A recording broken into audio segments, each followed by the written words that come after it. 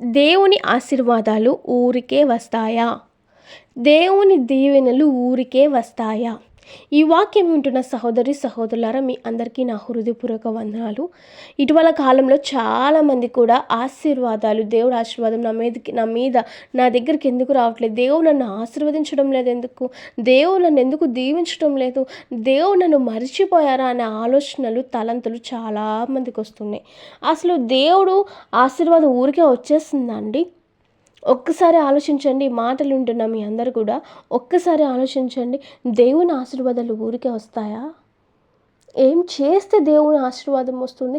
ఏం చేస్తే దేవుడు మనల్ని ఇంకను అత్యధికంగా ప్రేమిస్తారు అంటే, ఒకసారి మనము బైబిల్లో చాలామంది దేవునికి లోబడి ఎన్నో గొప్ప గొప్ప ఆశీర్వాదాలు పొందుకొని గొప్ప గొప్ప సాక్షులుగా జీవించిన వాళ్ళు ఉన్నారు.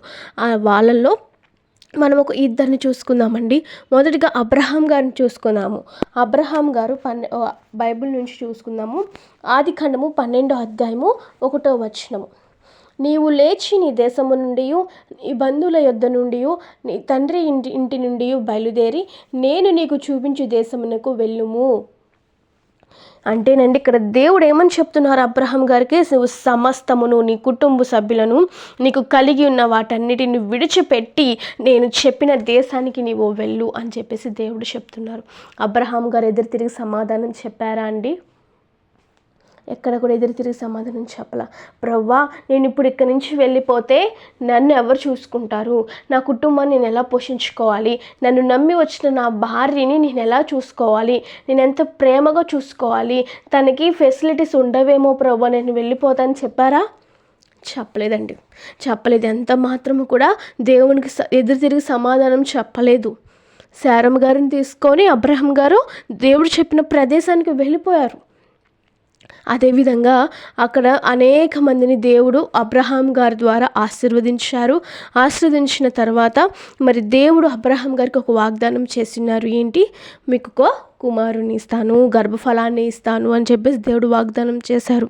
ఆ వాగ్దానము దేవుడు నెరవేర్చే వరకు దేవుడి మీద అబ్రహాం గారు సనిగారా అండి?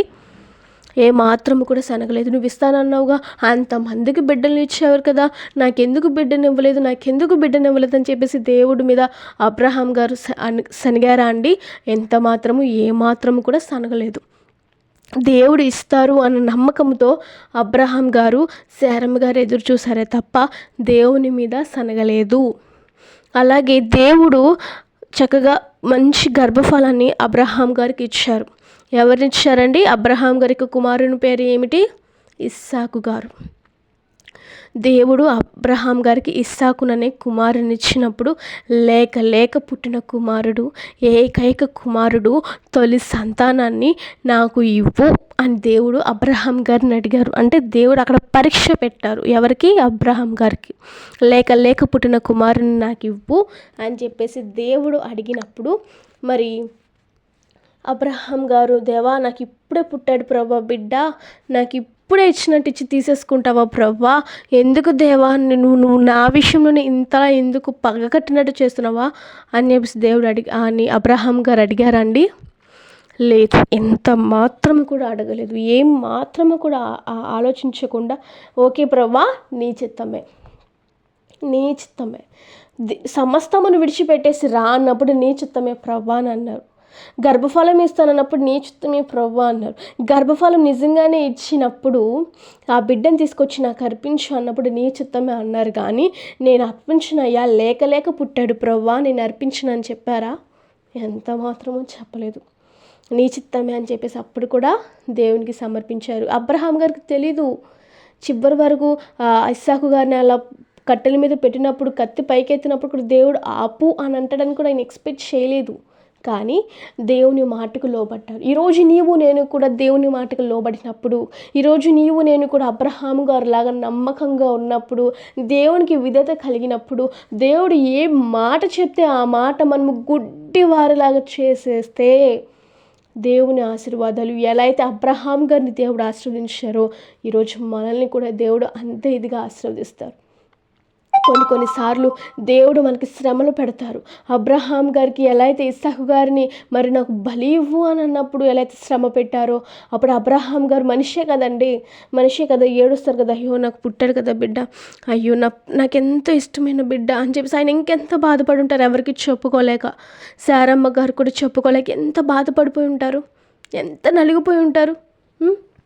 ఈరోజు మన జీవితాలలో కూడా శ్రమలు అనేవి వస్తూ ఉన్నప్పుడు, బాధలు అనేవి వస్తున్నప్పుడు, కృంగిపోతున్నప్పుడు మనం దేవుని మీద సనిగే వారిగా ఉన్నామా, లేక దేవా ఈ శ్రమలో కూడా నువ్వు నాకు తోడుగా ఉన్నావు, నువ్వు నాకు పెట్టినటువంటి పరీక్షలో నేను పాస్ అవుతాను ప్రవ్వా అని చెప్పేసి దేవునికి విధేయత కలిగి ఉన్నామా లేదని ఆలోచించుకోవాలి.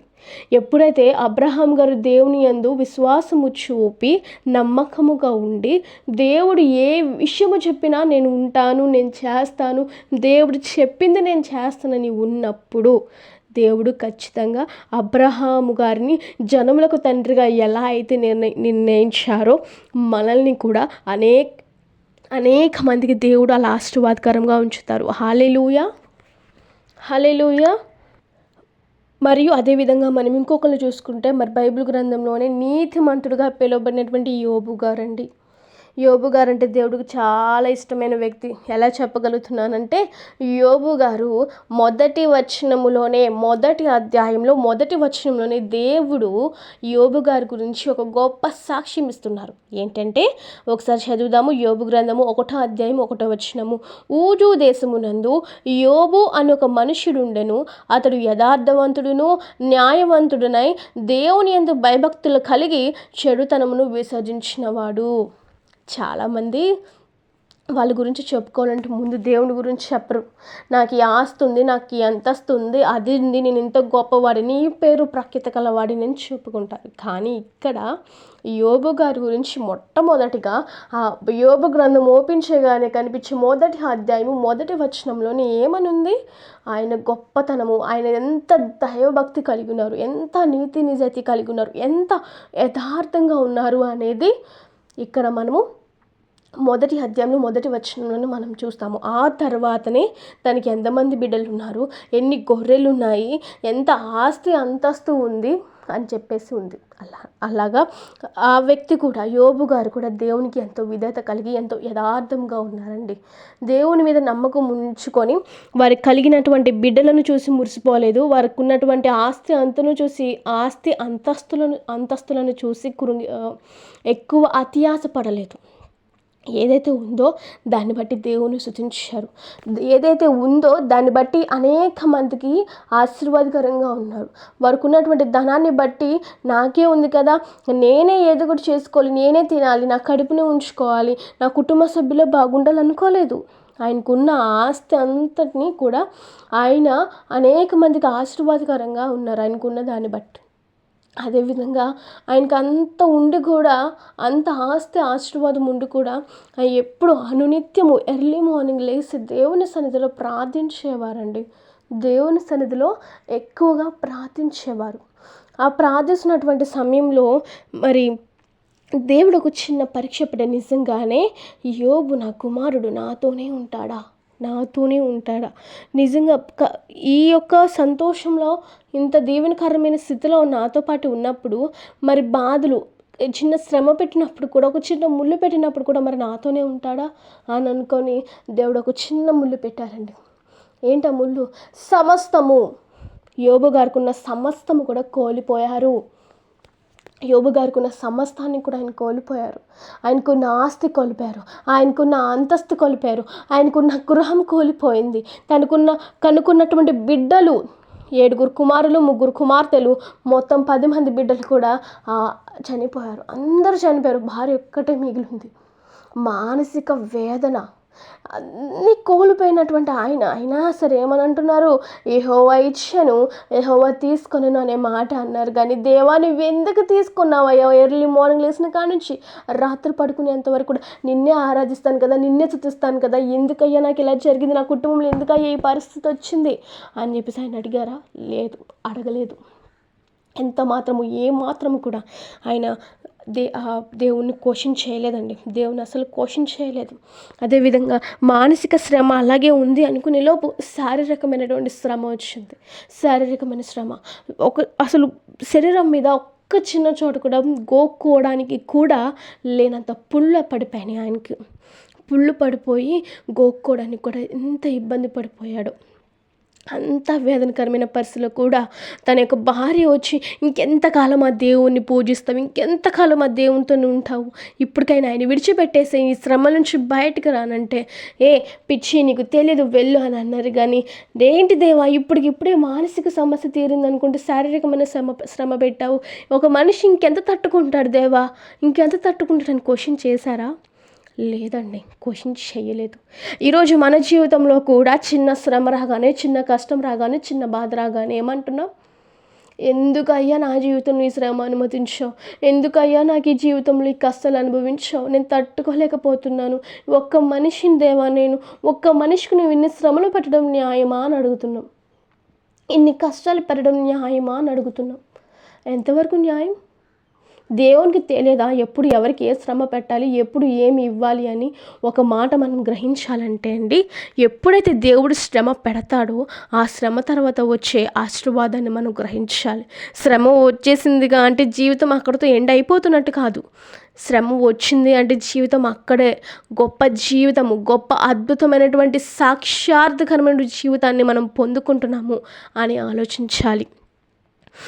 అలాగే మనం అక్కడ చూసుకున్నట్లయితే యోబు గారి జీవితం అక్కడితో అయిపోయిందా? శారీరకమైనటువంటి శ్రమ వచ్చినప్పుడు, మరి మానసికమైనటువంటి ఒత్తిడి వచ్చినప్పుడు దేవుడు అక్కడితో ఇన్ని శ్రమలు పెట్టేశాను కదా, ఇంకా తనతో నాకు ఎటువంటి పని లేదు అని చెప్పి దేవుడు ఆపివేశారా అండి? ఎంత మాత్రం కూడా ఆపివేయలేదు. ఆ శ్రమ తర్వాత, ఆ శారీరకమైనటువంటి శారీరకమైన శ్రమల తర్వాత, మరి మానసికమైన ఒత్తిడి తర్వాత దేవుడు బహుగా 10 మంది బిడ్డలు చనిపోయారు. కానీ దానికన్నా 2 4 కూడా ఆశీర్వాదాన్ని పొందుకున్నారు, కుటుంబాన్ని పొందుకున్నారు, మళ్ళీ బిడ్డలను పొందుకున్నారు, ఆస్తిని అంతస్తుని అన్నిటినీ కూడా మళ్ళీ పొందుకున్నారు. ఎలా పొందుకున్నారు? దేవుని దేవుని దూషించా, దేవుడి మీద కోపపడి పొందుకున్నారా? లేదు, ఎంత మాత్రము లేదు. దేవుని మీద ప్రేమించి, దేవుని మీద నమ్మకం ఉంచి, దేవుని మీద విశ్వాసము చూపి, దేవుడు ఇస్తారు, నా దేవుడు నాతో ఉన్నాడు అని చెప్పి నమ్మి విశ్వసించి, దేవుడు ఏది చెప్పినా సరే, ఏ సమయంలో అయినా సరే దూషించకుండా ఆయన మీద ఆధారపడి ఉన్నప్పుడు, ఈరోజు మన జీవితాలలో కూడా మనకి ఏ కష్టాలు ఎదురవుతున్నాయో, ఏ బాధలు ఎదురవుతున్నాయో, ఏ నిందలు ఎదురవుతున్నాయో, ఎవరెవరు ఎన్ని మాటలు అంటున్నారో ఆ మాటలు మనం వినకుండా మనం దేవుని వైపు చూసినప్పుడు, దేవుడు మనతో మాట్లాడినప్పుడు, దేవుడు ఏది చెప్తే అది మనం చేసినప్పుడు మనల్ని కూడా దేవుడు అబ్రహాము గారులాగా అనేక మందికి ఆశీర్వాదకరంగా నిలబెడతారు. అదేవిధంగా ఎప్పుడైతే మనము దేవుని మాటకు, దేవుడు ఏం చెప్పినా సరే, దేవుడు మన జీవితంలో ఏం జోక్యం చేసుకున్నా సరే, మౌనంగా దేవుడికే సమస్తము తెలుసు, యెహోవాకి ఇచ్చును, యెహోవాకి తెలుసును అన్నట్టుగా మనం కూడా చేస్తేనండి, దేవుడు యోబు గారిని ఎలా అయితే మళ్ళీ ఆస్తి అంతస్తు కోల్పోయినప్పుడు మళ్ళీ 4 దేవుడు తిరిగి ఇచ్చారో, మన జీవితాలలో కూడా దేవుని మాటకు విధేయత కలిగి దేవుడి మీద సనగకుండా ఉన్నప్పుడు దేవుడు ఖచ్చితంగా మనల్ని కూడా అలానే ఆశీర్వదిస్తారు. హల్లెలూయా. ఈరోజు నుంచి మన జీవితాలలో దేవుని మీద ఎక్కువ ఆధారపడుతూ జీవిస్తే దేవుడు మనల్ని ఇంకనూ అత్యధికంగా బ్లెస్ చేస్తారు. కాబట్టి ఆశీర్వాదము ఎవరికి ఊరికే రాదు. ఆశీర్వాదము వెనుక ఉన్న శ్రమను గ్రహించండి. ఆశీర్వాదము వెనుక ఉన్నటువంటి కష్టము ద్వారా ఫలితం వస్తుంది. ఈరోజు మీ జీవితాల్లో కూడా ఒకవేళ మీరు శ్రమలు అనుభవిస్తూ ఉండొచ్చు, బాధలు అనుభవిస్తూ ఉండొచ్చు, కష్టాలు అనుభవిస్తూ ఉండొచ్చు. కానీ గుర్తుపెట్టుకోండి, ఆ కష్టం తర్వాత, ఆ శ్రమ తర్వాత, ఆ కన్నీటి యుద్ధం తర్వాత మీ జీవితంలో కూడా ఆశీర్వాదం అనేది వస్తుంది. ఆశీర్వాదం ఎలా వస్తుందో తెలుసా?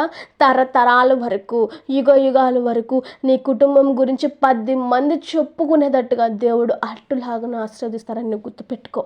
దేవుడు అటులాగా నిన్ను, నీ కుటుంబాన్ని దీవించి ఆశీర్వదించును గాక. Amen. God bless you all.